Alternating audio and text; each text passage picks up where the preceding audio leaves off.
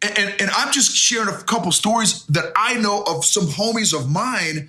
I don't live in their skin every day. I don't have to deal with the crap that they have to deal with, or I don't know. It's, again, I've never thought that way. So it's hard for me to fathom that we have people that think this way in this country.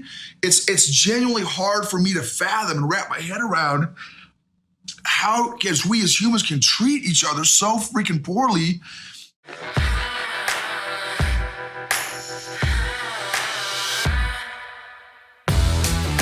Welcome to the EQ for Entrepreneurs podcast. Like most business owners, you already know you need good business and marketing strategies to scale and be profitable.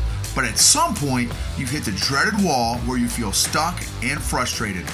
EQ for Entrepreneurs is for business owners and leaders who are honest enough to admit that they just might be the ones holding their business back and are brave enough to change that. We're Noble and Kathy, and every week we're having candid conversations about all things emotional intelligence and how growing that has allowed us to get out of our own way and is radically transforming both our businesses and our personal lives. This is the secret sauce strategy for modern entrepreneurs who are tired of hustling without seeing results and want to grow a business and a life that they love.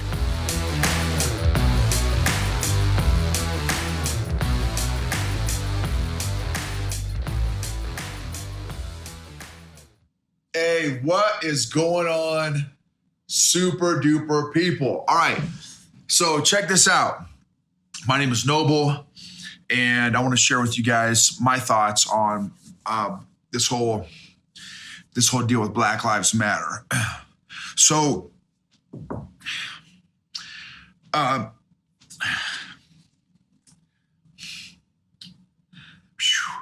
already getting spun up here. So I want to give you some context to the story.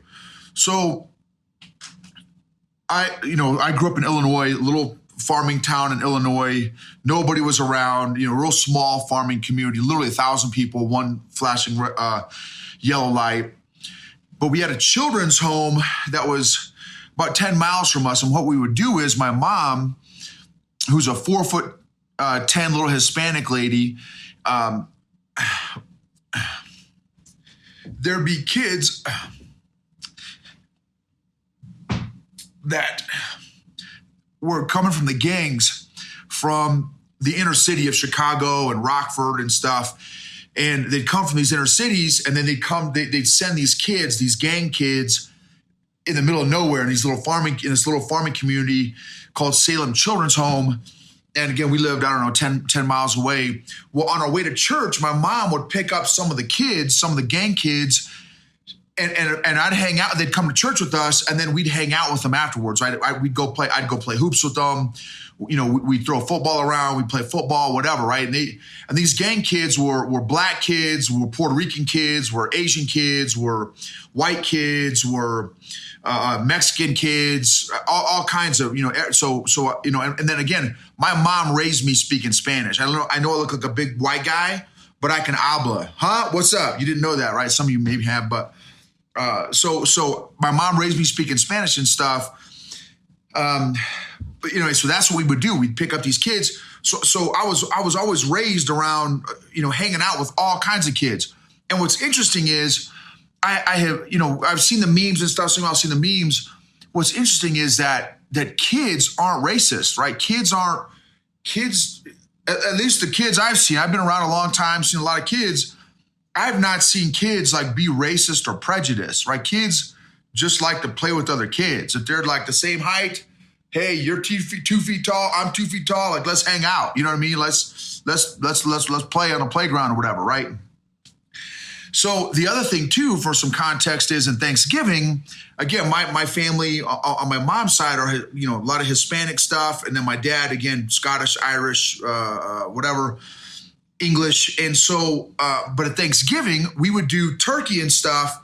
But then because of my Hispanic side, we'd rock tacos and enchiladas. Like every Thanksgiving is for my whole childhood. That's I thought how everyone rolled. You know what I'm saying? Is we tacos, enchiladas, turkey and mashed potatoes and stuff. And so then we moved to the South. So then I went to West Point, a military school in New York, did all my infantry stuff, and then moved to the South. And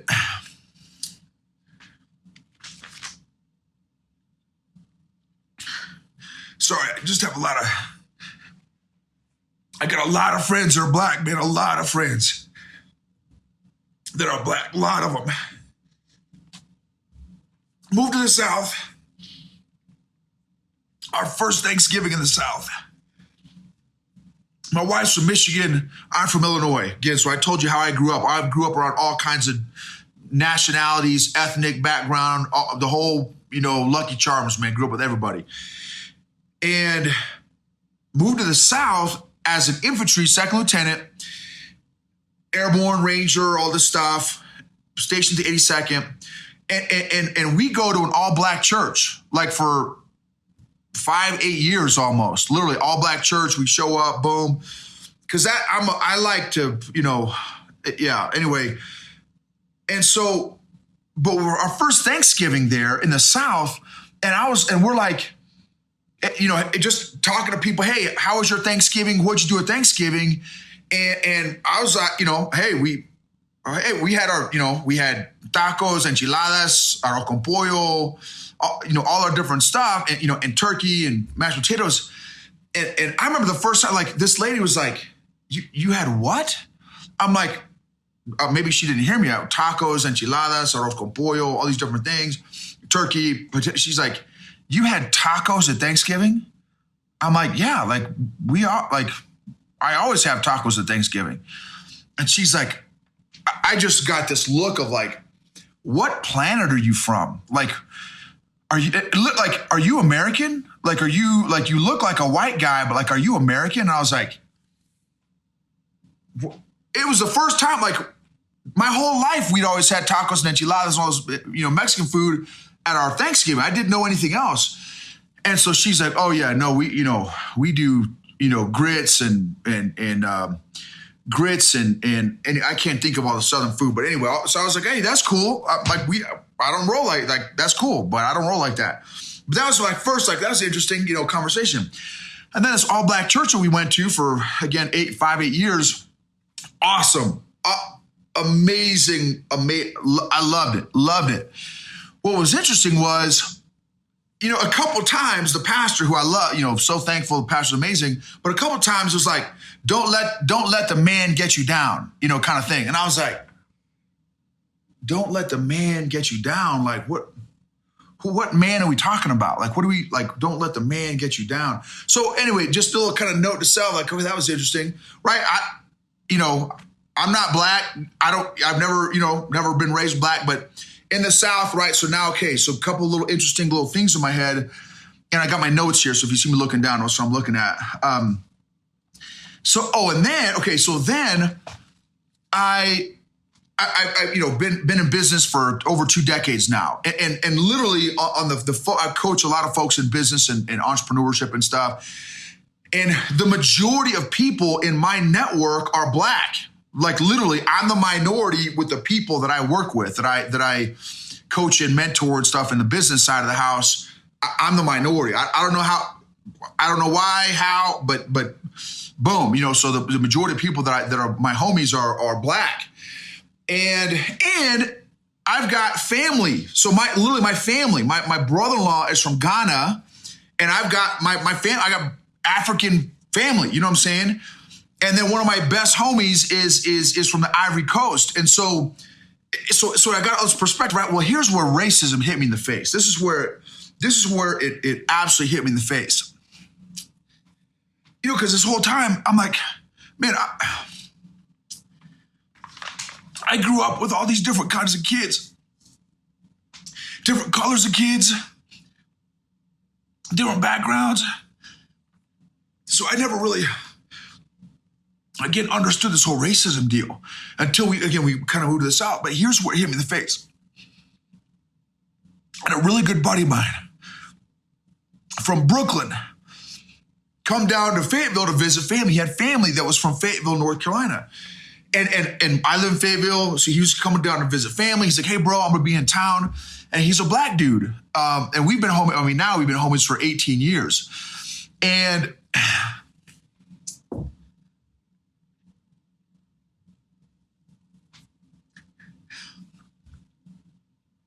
we're driving down.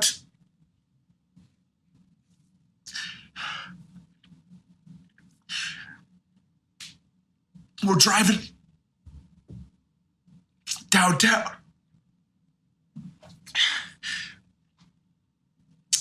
Fayetteville. And we're just talking, hanging out, like, hey, we're going to go eat lunch. Hey, man, where you want to go eat lunch, right? He's from Brooklyn. He's a black dude. His family's from Fayetteville. I just got off the phone with him a little bit ago. We're driving downtown. This is what hit me in the face, racism. Downtown, the old part of Fayetteville, it's got this market house. I just thought it was an old historic building, right? I don't know what's going on, right?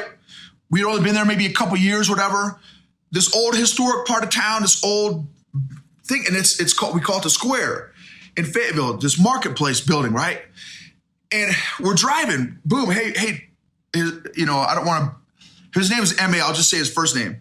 Hey, you know, hey, man, M.A., you want to go here? Where do you want to eat, bro? Where do you want to eat? And we're just, oh, let's go, we'll go there. But he's like, hey, no, but you see that market house? And I said, yeah, man, old historic building. He's like,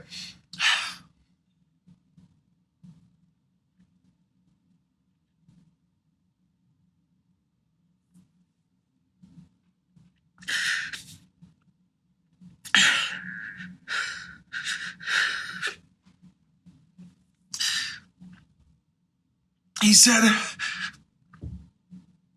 my great grandma was sold there. In the midstream of just talking, he said, my great grandma was sold at that market house. And then we keep driving, okay, well, you can eat there. And like, dude, the world stopped. I was like, I mean, I almost had to pull over. Like, what do you, dude, what, like, are you joking? Like, that was history books. That was a long time ago, hundreds of years ago, right? In my head. That was hundreds of years ago. That was a long time ago. He's like, no, well, my great grandma was sold at that market house. This is in America, y'all. This is in America. In America, free country, in America. He said, this is a buddy of mine, just a little bit older than me, not much older than me. My great grandma was sold at the market house. Man, that rocked my world. This is my buddy. I didn't know that about him. And I thought, it just rocked my world because I'm like, how would that affect your worldview, man? How would that affect how you live every day, knowing that your great grandma, and then he just got to tell me, literally, right maybe 30 minutes before this, I went live, he told me, Noble, my sister, his older sister in Fayetteville, they're walking around. She was walking around with her mom. She was 5 years old. There were no colored restrooms at that time.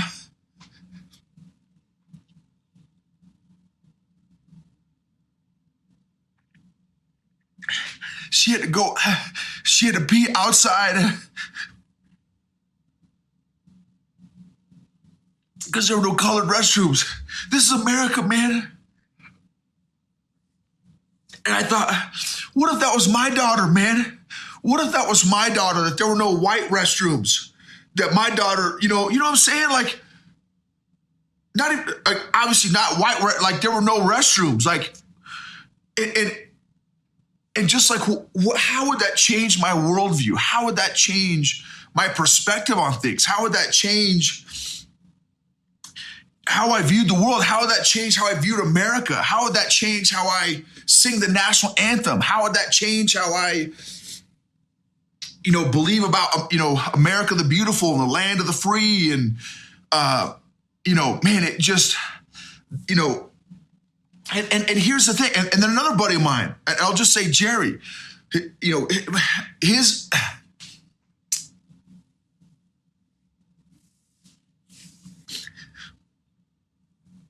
his grandpa had to get like 20, 30, 40 lashes a day just because he was going to teach his son how to read. It was like his grandpa or great-grandpa. I think it was grandpa. 10, 20, 30, 40 lashes a day just because he was going to teach his son to read. Guys, this is America, y'all. This is not hundreds of years ago. This is like in the last, we're talking, and here's the deal. So do Black Lives Matter, right? The whole hashtag do Black Lives Matter.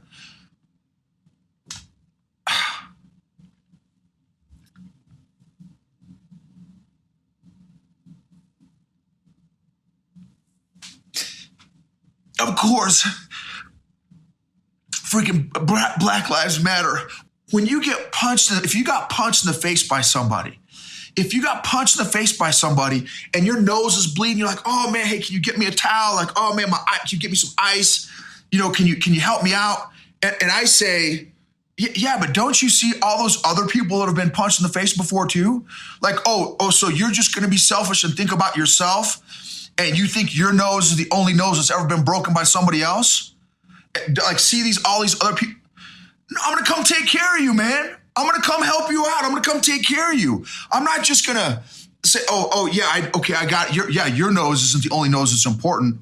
Dude, yeah. So when we have a part of our body, a part of the community, a part of our family, a part of our country that has and is experiencing pain and like, man, let's feel their pain. Are you kidding me?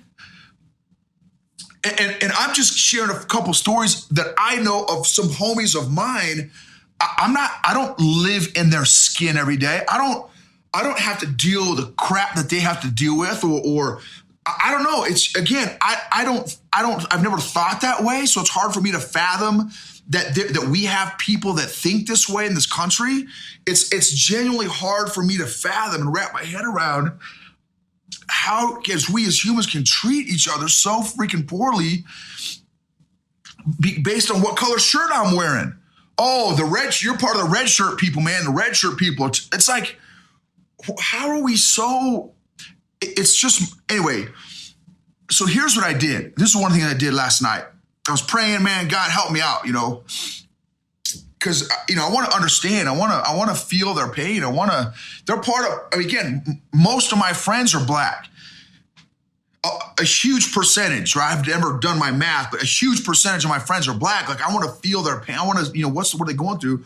So I listed 45, 46, 48 emotions that I thought they may be feeling. I'm just going to read some of these off to you.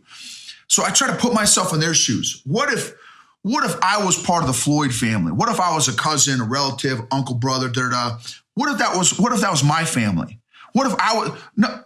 And again, no, I don't know the Floyd family, but I can rattle off 100 homies of mine that are Black that I could name off their names. How are they feeling right now? How are my Black friends feeling right now?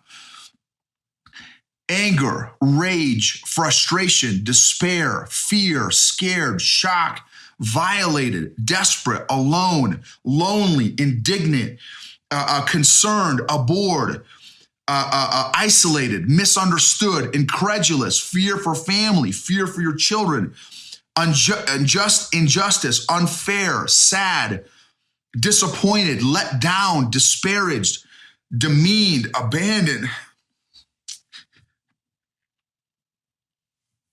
confused, unrepresented, loss, grief, mourning, betrayed, hurt, pain, ashamed, voiceless, unheard, no worth, no value, disgusted, crushed, broken, distraught, targeted, terrified, stress, anxiety, disheartened, right? And those are just the ones that I came up with. I'm sure you could list. And again, I'm not even black. I'm not even going through this like they're going through this. They're going through it at a whole nother level than I'm going through this. But I just like, man, help me, God, understand where part of my family is experiencing. What are they feeling? What are they going through right now? And man, do I know how to help impact a country, a globe? I have no idea. I have no idea, man. Who did Jesus die for, right? I'm a Christian, right? Who did Jesus die for? He died for everybody, man. He died for red shirt people. He died for black shirt people, brown shirt people. He died for all of us. He died for all of us, man. So, and we all have we all bleed the same. So, man, I don't know how to fix it. I have no idea how to fix this stuff. This is another dynamic. Man. This is another dynamic. For those y'all that have been around the globe a little bit, check this out. Racism is dope. Listen, some of y'all that never left your hometown, you may think this. Racism is a human being problem. It is not an America problem. You travel the globe. Listen, racism is around the globe, y'all. If you have not traveled, maybe you don't know what I'm talking about, but I'm telling you, if you traveled before, racism is not just a white, black thing or whatever. This is just an America thing. Racism is a human, this tribe doesn't like that tribe. This side of the tracks don't like that side of the tracks. The Dominicans don't like the Haitians don't like the French don't like the Afghanis don't like, the Egyptian, right? Name the country, y'all. Name the country. Racism is part. It's the evil part of being a human, in my opinion. And I don't know. I have no idea how to fix it, man. I have no idea, man. I just know that we got to live. We got to live together, man. We got to live together. God gave us all gifts and talents. God made us all. Psalm 130, 139, 134, 139. We're all uniquely and wonderfully made. In my opinion, we're made in His image. We all. So just because someone is different than you, looks different than you, talks different than you, walks different than you, has tattoos, God forbid. Oh, snap. That's a whole nother one. Forget about it. Don't tell a Christian, oh, man, you got a tattoo. Oh, you're going to hell, bro. Fill in the blank, right? Fill in the blank. We are masters at judging each other and having biases and all this stuff. Man, I just want to encourage you all let's pray for each other. Let's be praying for all our black friends and families and stuff. I'm doing a Zoom tonight, a Zoom discussion at 8 p.m. Eastern time. If anyone wants to join, let me know and I'll, PM me or whatever, and I'll send you the Zoom link just to pray and have discussion. I don't have any answers, just pray for each other, man. And let's change. Let's love each other, man. Let's love each other. And, man, I feel like we need each other. You know what I mean? And, anyway, I just want to share with you guys some of my thoughts on this thing, man. But man, hug a brother, hug a sister. You know what I'm saying? Social distancing. I don't know. I still hug, because I don't, anyway. Man, but pray for each other, man. We're all part of this body. We're all part of this body. We're all part of this country. We're all part of this. We're all global citizens, man. Pray for each other, and let's love each other better. You know what I mean? And again, please know I'm not the perfect. I am not the standard of like what it's supposed to look like. So trust me.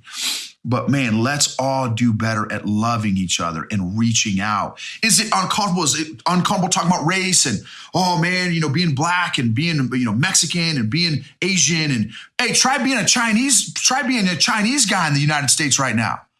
I've heard that, like, it's crazy how we just lump people into stuff. You think all Chinese people invented the virus? You think all black people, all white people, all cops? Like, why are we like just doing these broad strokes? Like, everybody in this category is like Satan. That's crazy, y'all. That is crazy. That's crazy. Do you want to be treated that way? Do you want a big giant brush stroke that, all black people, all white people, all cops, all teachers, all homeschoolers, right? All tattoo people. Fill in the blank, man. Man, let's treat each person as an individual, like each of us is God's kid, man. Let's treat each other like we're God's kids, and find the beauty in each other, man.